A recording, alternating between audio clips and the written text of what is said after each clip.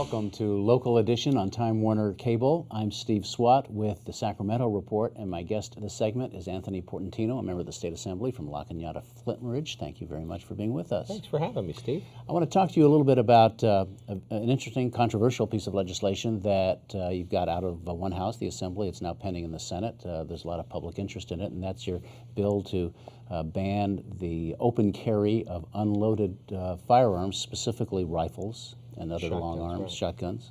Well, basically in California law, there's a loophole. We have laws that regulate what I would call the sort of the normal accepted uses of guns. You need a license to hunt, you need a license to carry a concealed weapon, you need a license to carry an unloaded weapon, or excuse me, a loaded weapon. But there's a loophole in California law that says if the weapon is unloaded, all of the other laws don't apply. So last year we carried a bill to close that loophole with handguns, and we specifically exempted out long guns, rifles and shotguns, because we figured most people are going to be reasonable, and they're not going to be carrying their shotguns on Main Street, California, and going into Starbucks and into the malls with their shotguns. Well, lo and behold, the open carry activists started to do that. And so once again, at the request of law enforcement, which asked us to close this loophole, they came to us and said, you know what, when we get the phone call that says 3 people with their rifles in the mall parking lot, we have to roll to that incident as if those guns are loaded. We don't know they're unloaded. Now again, the magazines and the bullets can be on the person's, in their pockets or on their belt. As long as they're not in the weapon, it's not a crime under California law. So police roll out to those incidences. It wastes taxpayer money because I want police focused on other issues.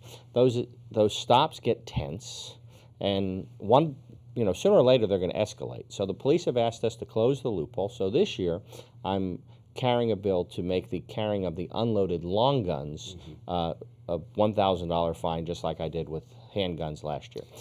I was going to say, it's interesting because you have some of these gun activists that did this, I guess, to make a point, right, to get some publicity, and they got so much publicity that you now have legislation to keep them from doing that. Right. They caused their own problem. So much so that out in the Inland Empire, there was a police fundraiser, I believe, at an Applebee's, and the open carry activists showed up with their long guns at a police fundraiser. So there you have the families out supporting the local police department, and all of a sudden you've got people showing up with rifles and shotguns. It's just wrong.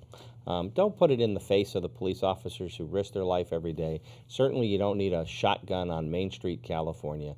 We've got rural county exemptions. We've got places, where if you're hunting, we're not going after you. If you're transporting your weapon legally, we're not going after you. This just says you don't need a rifle to buy a cup of coffee on Main Street, California, because the family in the booth right next to you has just as much right to have a peaceful night as you do. I know some of your critics say, however, that people do have a right to defend themselves and that they want to carry these guns just in case. Well, the Second Amendment gives you the right to protect your property. We're not infringing on the Second Amendment. We're not infringing on anybody's right to lawfully buy, to a petition to get a license. We're agnostic on all of those issues.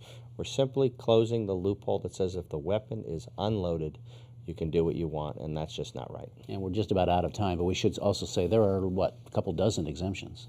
Yes, and they're all prudent and reasonable. I mean, that's the strength of the legislation, is that it makes sense. All right.